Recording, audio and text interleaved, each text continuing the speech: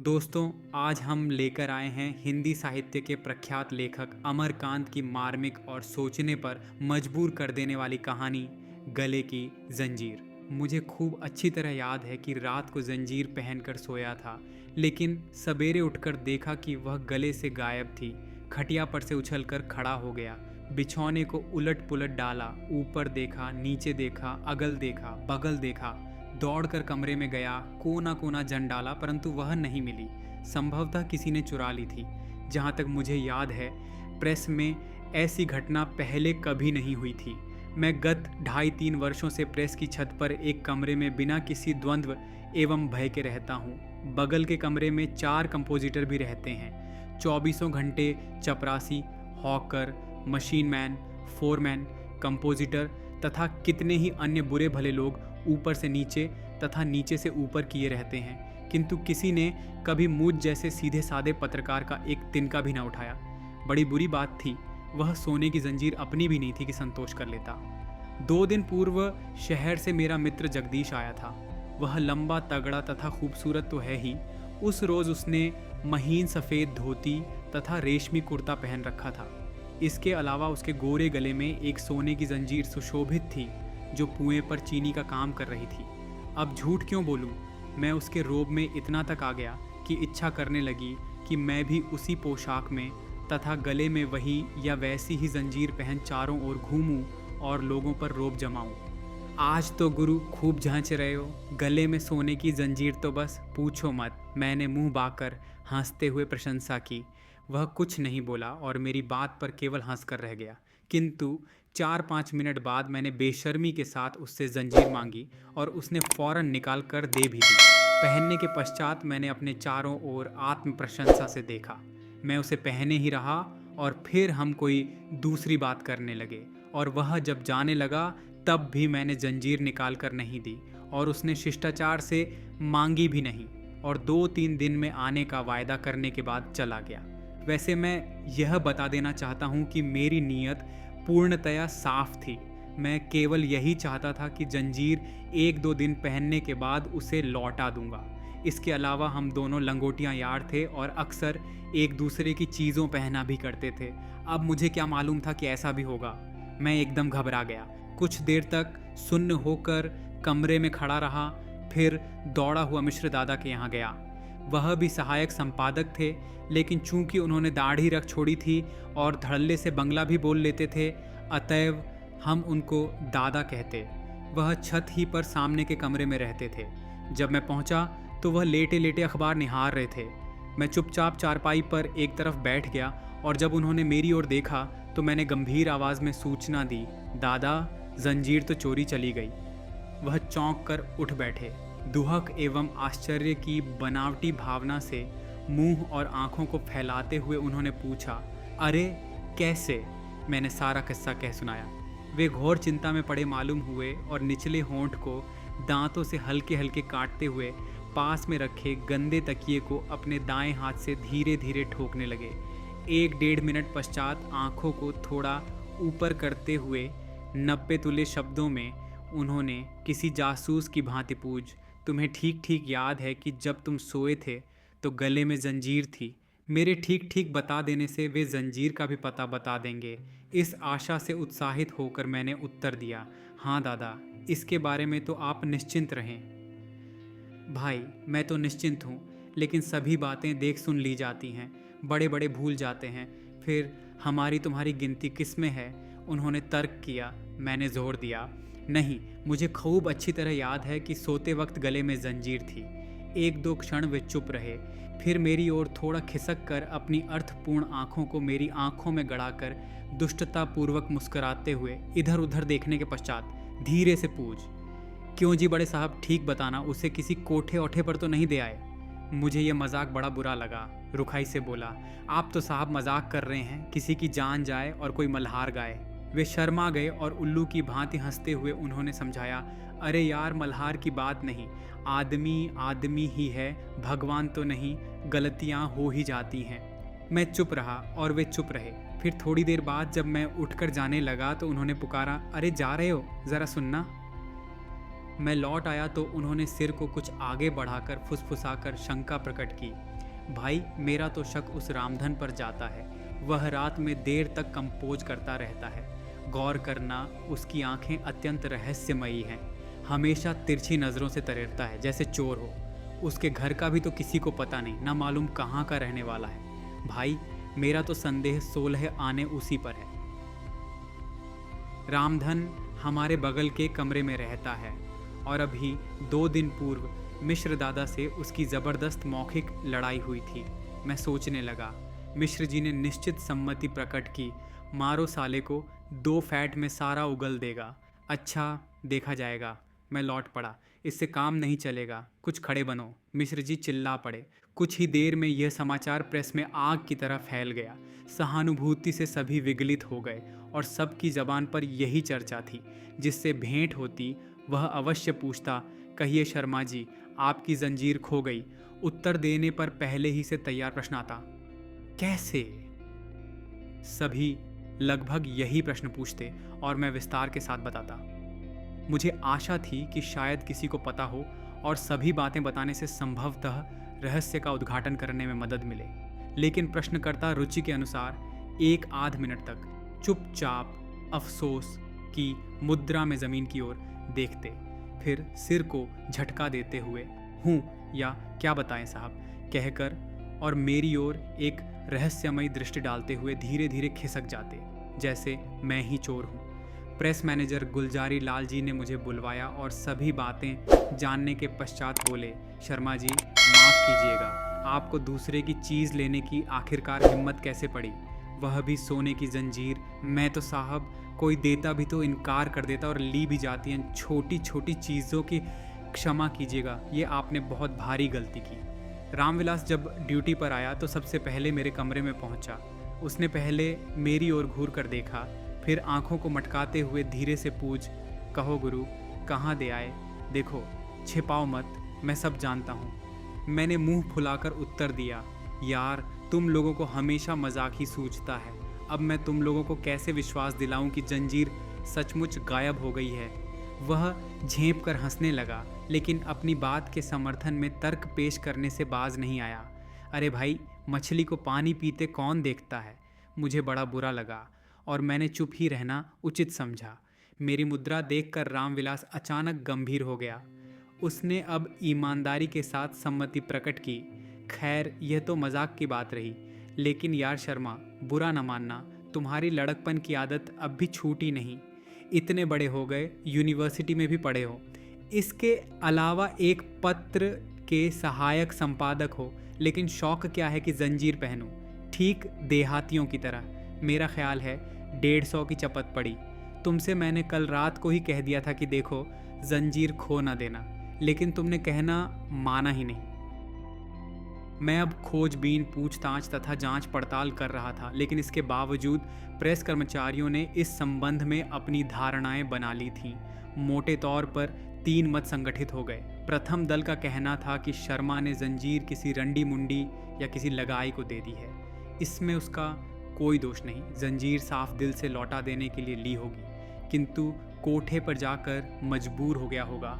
रंडी ने नखरे से मचलकर जंजीर मांग ली होगी और वह इनकार नहीं कर सका होगा, और अब यहाँ आकर चोरी का बहाना कर रहा है। दूसरी पार्टी के लोग चोरी का कैसे पता लगाया जाए इसकी ज़रा भी चर्चा न करते हुए इस पर जोर देते कि मैंने जंजीर लेकर भारी गलती की।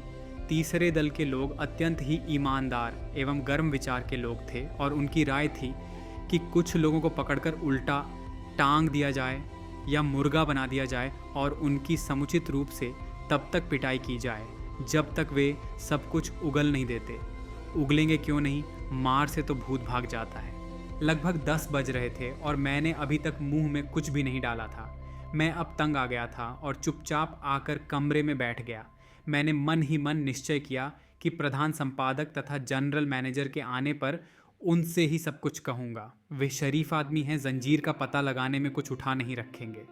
लगभग 11 बजे प्रधान संपादक दफ्तर पहुँचे और चोरी की बात सुनकर फौरन मेरे कमरे में आए। वह गोरे मोटे तथा नाटे थे। उन्होंने पैरों को थोड़ा फैला तथा कमर पर दोनों हाथ रखकर और ज़मीन को तिरछी नज़र से देखते हुए प्रश्न किया, बड़ी कमीनी चीज़ हुई, यह सब कैसे हुआ? मैंने विस्तार पूर्वक बताया। वे दायां हाथ ललाट पर रखकर कुछ सोचते रहे, फिर चौंक कर बोले, जैसे न जानते हो जंजीर कहाँ थी। मैंने फिर बताया कि गले में थी। अचानक वे तेजी के साथ कमरे में चारों ओर घूमकर इधर उधर पड़ी चीज़ों को देखने लगे। मेज़ की दराज में देखा, एक कुर्सी पर चढ़कर एक ऊंची अलमारी का निरीक्षण किया और नीचे बैठकर एक चूहे की बिल में झांका, फिर धीरे से बड़ा आश्चर्य है कहकर चारपाई पर बैठ गए। उनकी मुद्रा एवं चेष्टाओं से लगा कि उनको विश्वास हो चला था कि मैं जंजीर के साथ बाहर नहीं सोया था। उसे कमरे में भी तो छोड़ सकता हूँ। कुछ देर तक चुप रहने के पश्चात वे अचानक बोले पड़े, लेकिन मेरी समझ में नहीं आता कि आप जैसा होशियार आदमी जंजीर को गले में पहनकर बाहर कैसे सोया। यह तो ऐसी बात है कि जिसे एक छोटा लड़का भी नहीं करता। मैं बिल्कुल डर गया और मैंने स्वीकार कर लिया, यही तो मेरी एक गलती है और इसे मैं जानता हूँ। उन्होंने उत्साह में आकर जोरदार शब्दों में समझाया, गलती ही नहीं, सख्त गलती है। जानते हैं साहब, 150-200 रुपए की चीज़ है। फिर पहले का ज़माना भी तो नहीं रहा कि आप कमरा खुला छोड़ जाइए और लौटने पर एक एक सामान अपनी जगह पर वैसे ही मिले। लोग बेईमान हो गए हैं। वे एक दूसरे की चीज़ों हड़पने की फिराक में रहते हैं। यह सब आप जानते थे, फिर भी आपने यही गलती की। कहिए, मैं झूठ कहता हूँ? मैंने अत्यंत ही गदगद होकर उत्तर दिया, नहीं साहब नहीं।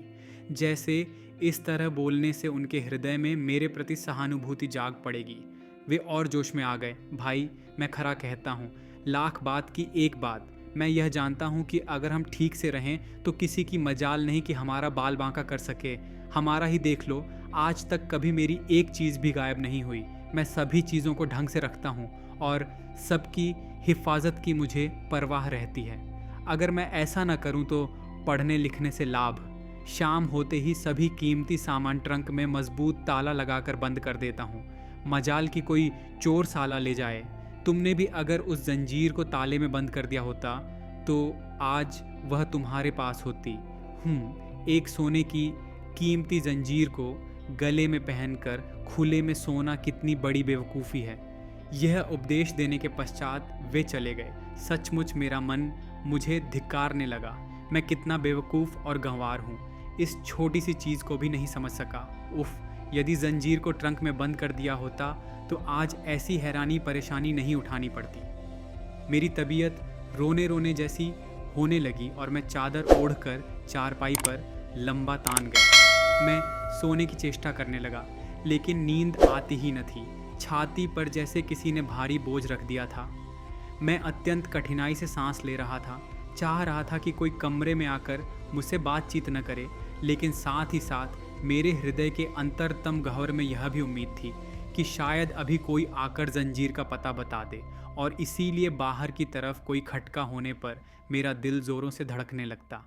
मैं सांस रोककर सुनने लगता, लेकिन जब कोई नहीं आता तो मुंह पर से चादर हटाकर दरवाज़ों की ओर देखता, किंतु निराश होने पर फिर उसी तरह लेट जाता। वैसे हृदय में एक विचित्र प्रकार का संतोष भी होता कि चलो कोई नहीं आया, अच्छा ही हुआ, और फिर तबीयत करने लगी कि मैं अनिश्चितकालीन तक उसी तरह पड़ा रहूं और किसी से भेंट न हो। मुश्किल से 20-25 मिनट बीते होंगे कि मेरा टेलीग्राफिक्स दोस्त जोसेफ धमक पड़ा। मैंने सिर उठाकर देखा तो वह अत्यंत चिंतित एवं गंभीर नजर आया। आते ही आते उसने सहानुभूति प्रकट की। दोस्त, मुझे बड़ा अफसोस है, 200 की चपत पड़ गई। मैं उठकर बैठ गया और प्रश्न को टालने की गरज से मैंने ज़बरदस्ती मुस्कुराकर पूछा, अरे छोड़ो भी, पहले ये बताओ कि कहाँ से आ रहे हो? घर से चला आ रहा हूँ। मैं क्या जानता था कि यहाँ आकर यह खबर सुननी पड़ेगी। वैसे जंजीर कितने की थी? वह उतना ही गंभीर एवं चिंतित था। मैंने बात उड़ाने की कोशिश की, हटाओ भी यार, गई, बहुत कीमत होगी तो 100 रुपये, ऐसे रुपए तो आते जाते रहते हैं। पर वह नहीं माना। क्यों झूठ बोलते हो दोस्त, मैंने भी वह जंजीर देखी थी, 200 से कम थोड़े बैठेगा। मैं चुप रहा और दरवाज़ों के बाहर देखने लगा। कुछ देर चुप रहने के पश्चात उसने प्रश्न किया, जंजीर कहाँ रखी थी तुमने? इस सवाल से मैं डर गया और मशीन की तरह उत्तर दिया, बाहर सोया था और जंजीर कमरे में ट्रंक में बंद थी और उसमें मजबूत ताला लगा हुआ था। वह किसी रिश्तेदार की भांति साधिकार बिगड़ उठा। यही तो काल हो गया। जंजीर क्या ताले में रखने की चीज़ है जिस पर सबकी नज़र लगी रहती है। यार तुम अजीब बुद्धू हो। वे उसे वनमानुष की तरह देखने लगा। उसने समझाया, भले आदमी, तुम्हें तो मालूम ही है कि कीमती चीज़ों को ऐसी जगह रखते हैं कि जहाँ किसी व्यक्ति की नज़र ही न पड़ सके। जंजीर ही का मामला ले लो, तुम मेज़ की दराज में एक किताब के अंदर रख सकते थे। किस साले का दिमाग वहाँ पहुँचता?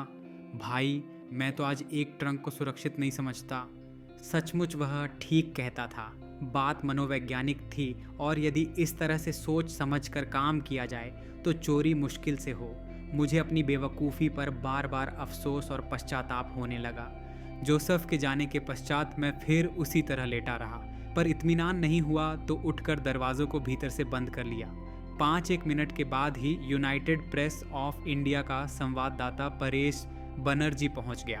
पहले तो मैं कुछ न बोला, लेकिन उसने बाहर से जब ज़ोर ज़ोर से किवाड़ थपथपाना शुरू कर दिया तो बाध्य होकर दरवाज़ा खोलना पड़ा। उसने भी आवश्यक प्रारंभिक जांच पड़ताल करने के पश्चात पूछ, जंजीर रखा कहाँ था? मैंने जल्दी से थूक घोंट कर बताया, इस मेज़ की दराज में एक किताब के अंदर थी। मुझे विश्वास था कि कम से कम कोई जंजीर को दराज में रखने का विरोध नहीं कर सकेगा, लेकिन परेश का दूसरा ही मत था। उसने अपने सिद्धांत पर विस्तार पूर्वक प्रकाश डाला। दराज में रखा जैसे किसी सेफ में रख दिया हो। तुम तो यार लड़कों से भी गया बीता आदमी है। तुम यहाँ एडिटरी खाक करता है। जंजीर दराज में रखने का चीज़ है। तुमने बहुत सा नावल पढ़ा होगा कि चोर डाकू लोग दराज का अच्छी तरह तलाशी कर लेता है। इस पर भी तुमने दराज में रख दिया। जंजीर को रखने का सबसे अच्छा तरीका तो यह होता कि उसे मनी बैग में रख कर तकिया के नीचे दबा देते और ऊपर से सो जाते। बस किसी के बाप को पता नहीं लगता कि जंजीर कहाँ रखा है। परेश बनर्जी की बात भी बड़ी युक्त थी। उसके जाने के बाद मैं कुछ देर तक गाल पर हाथ रखकर चुपचाप सुन्न बैठा रहा और फिर अचानक उठ खड़ा हुआ। जल्दी से कमीज़ बदली, जूते पहने और दरवाज़ों को बंद करके बाहर निकल पड़ा। कमरे में या प्रेस में रहना असंभव सा हो गया था, परंतु अब भी खुली छत पर आया ही था कि प्रधान संपादक के कमरे से ठाकुर कुलदीप सिंह निकलते नजर आए। वे हमारे गांव के ही रहने वाले थे और हमारा उनका हमेशा मिलना जुलना होता रहता था। वह मेवाड़ के राजपूतों के समान लंबे और तगड़े तो थे ही, साथ ही गप्पे लड़ाने में उस्ताद भी थे। उनका दृढ़ विश्वास था कि पत्रकार भगवान से भी टक्कर ले सकते हैं। मैंने उनको नमस्कार किया। उनसे मिलकर मुझे अत्यंत ही संतोष हुआ। वह मेरे गांव के थे। मुझे ऐसा मालूम हुआ कि इस संकट में शहर के लोग मुंह छिपा लेंगे, लेकिन अपने गांव के लोग, फिर ठाकुर साहब तो बिल्कुल नज़दीकी आदमी है। मेरी तबीयत करने लगी कि रो पड़ूं। मैं दरवाज़ा खोलकर उनको कमरे के अंदर ले गया। कुछ देर तक हम दोनों ही चुप रहे। मैं इसी उधेड़-बुन में था कि कैसे बात शुरू करूं, लेकिन उनको सब पता था। उन्होंने बात स्वयं शुरू की और बड़ा अफसोस प्रकट किया तथा अंत में मुंह बाकर ज़मीन की तरफ देखने लगे। कुछ देर बाद उन्होंने भी वही परिचित प्रश्न किया, लल्लू, जंजीर रखी कहाँ थी तुमने? मेरा कलेजा धक से कर गया, लेकिन मुझे बंगाली की बुद्धि पर गहरा विश्वास हो गया था। अतएव कुछ निर्भयता से उत्तर दिया, मनी बैग में रखकर तकिए के नीचे दबा दिया था और ऊपर से सो गया था। ठाकुर साहब धीरे धीरे ठनक ठनक कर हंसे, फिर बुजुर्गी प्रदर्शित करते हुए बोले, लल्लू थोड़ा गलती कर गए। मैंने रुआसी आवाज़ में पूछा, क्या ठाकुर साहब? ठाकुर साहब पास खिसक आए और चारों ओर सशंकित दृष्टि से देखने के बाद बोले, देखो लल्लू, मुझे चोर उचक्कों से पाला पड़ा है, इसलिए मैं उनकी बात जितना जानता हूँ उतना कोई नहीं। मैं उनको मूर्ख की भांति निहारने लगा। उन्होंने उत्साह के साथ मंत्र बताया। उपाय साफ और सीधा है, पर उसे कम लोग जानते हैं। भाई देखो, चोर का दिल आधा होता है और वह वहीं पर चीज़ें चुराने की कोशिश करता है जहाँ से लोग दूर रहते हैं। तुमने जंजीर तकिए के नीचे रख दी थी। वह थोड़ी होशियारी तो थी, लेकिन पूरी नहीं। अरे कहाँ भी गया है सोना मरना एक समान। मान लो सिर तकिए से खिसक कर नीचे चला गया, या तकिया इस तरह खिसक गया कि जंजीर दिखाई देने लगी तो क्या होगा? उन्होंने यहाँ रुककर मेरी ओर प्रश्नपूर्ण दृष्टि से देखा। उनकी आंखें किसी विश्वविद्यालय के उस शिक्षक की भांति चमक रही थीं जो विद्यार्थियों को कोई कठिन विषय सफलतापूर्वक समझा रहा हो। फिर उन्होंने होठों को चाटते हुए रहस्योद्घाटन किया। अरे होगा क्या, चोर देखेगा तो जंजीर या मणि बैग, जो चीज़ हो अवश्य उठा लेगा, छोड़ेगा थोड़े। इसीलिए तुम्हें जंजीर को गले में पहनकर सोना चाहिए था। एक तो किसी की कल्पना ही वहाँ तक नहीं जाती, और यदि किसी भी हालत में जाती भी तो किसी की हिम्मत नहीं पड़ती कि हाथ लगा दे। लल्लू, मेरा तो सब जाना सुना है। तो आपने सुनी अमरकांत की रचना गले की जंजीर। यह कहानी हमें यह सोचने पर मजबूर करती है कि असली कीमती चीज़ सोना या गहना नहीं, बल्कि इंसान का दिल और उसके रिश्ते हैं।